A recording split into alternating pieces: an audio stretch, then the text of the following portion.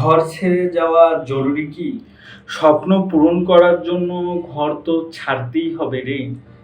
তাহলে স্বপ্নটা একটু ছোট করে ফেলি। ঘরে থাকলে কমপক্ষে খুশি তো থাকবো। খুশি দিয়ে তো আর পেট ভরবে না। মায়ের হাতের রান্নার মতো খাওয়া পাওয়া যাবে? ওইটা তো কোথাও পাওয়া যাবে না। কিছু যদি না করতে পারি, ভাবতেছি স্বপ্ন নিয়ে সেগুলো যদি পূরণ করতে না পারি। উড়াল দেওয়ার আগেই হার মানতেছো কেন?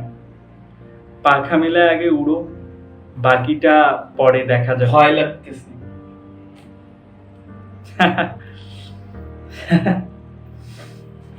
প্রতিদিন মার সাথে মোবাইলে কথা বলিস,